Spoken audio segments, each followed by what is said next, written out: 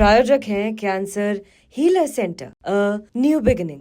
मैं यही कह रहा हूँ, उत्तराखंड से आती हूँ, उससे बेहुदा कोई बात नहीं हो सकती थी। और उनकी जो हालत हुई थी उसके बाद, अब आप कहाँ औरंगजेब की बात, कहाँ त्रिवेंद्र रावत ने बोला कि महिलाओं को रिप जीन्स नहीं पहननी चाहिए, किसी ने उनकी छोड़ा नहीं था उस वक्त। अरे अच्छा उसके बाद एक सेकंड, उनके कंधे पे तो हाथ रखा था जिन्होंने महिलाओं के साथ, कंधे पर अगर हाथ होता मुख्यमंत्री रहते ना।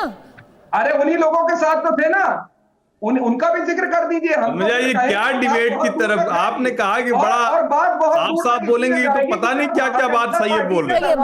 मुद्दे पे ना बोलने ऐसे लोग निकलेंगे जो बलात्कारी होंगे, जो आतंकवादी समर्थक होंगे, उनको टिकट दे करके जो है बड़ा इन्होंने लोकतंत्र। सर हम हर दिशा में चले गए, हमने जिन्ना की बात कर दी, हमने जाकर के उत्तराखंड की बात कर दी, हमने रिप्ड जीन्स का भी जिक्र कर दिया, मूल मुद्दे की हमने बात की। पर आपके वोटर को क्या पसंद है, इस तरीके की राजनीति हो रही है? एक सेकंड मैं कह रहा हूं, अगर अबू आजमी, एक सेकंड हर्षवर्धन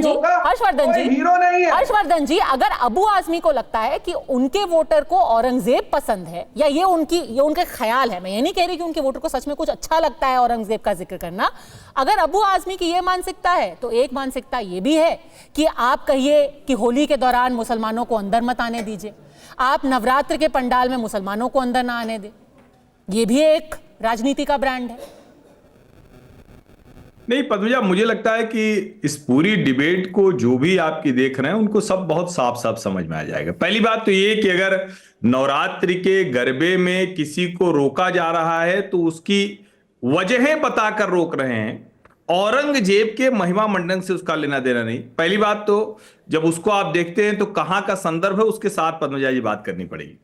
होली में कोई ऐसा नहीं है कि हिंदू मुस्लिम कोई नहीं खेलता है, सब खेलते हैं। जब कहीं किसी तरह की दुर्व्यवहार की गलत घटनाएं होती तो उसका सवाल खड़ा होता है। अभी प्रयागराज में महाकुंभ हुआ, कुछ लोगों ने कह दिया था कि मुसलमान नहीं जाएं। मैं उसी शहर का हूं, मैंने तब भी कहा था कि ये रोकने वाला कौन होता है, और उसी में मोहम्मद कैफ बढ़िया छलांग मार गए, नहा के बाहर निकले, कहे उनके पिताजी कह रहे यहीं तो ये नहाना तैरना सीखा है।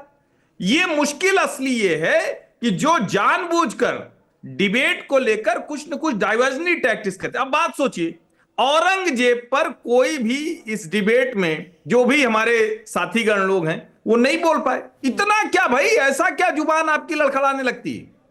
आप पता नहीं रिप जीन्स आ गई, मेरी तो समझ ही में नहीं आया कहां से क्या बोलने लगते हैं। क्या अगर भारतीय जनता पार्टी को यह सब लाभ करता है तो अबू आजमी को क्या भाजपा कार्यालय से फोन जाता है कि भाई तुम ये बोल दो, जरा ये बयान कर दो, फिर शिंदे रिएक्ट करेंगे, फिर टीवी पर डिबेट होगी। अबू आजमी ये बोल रहे हैं और उनके पक्ष में लोग खड़े होकर दूसरे चीजों पर टिप्पणी कर रहे हैं।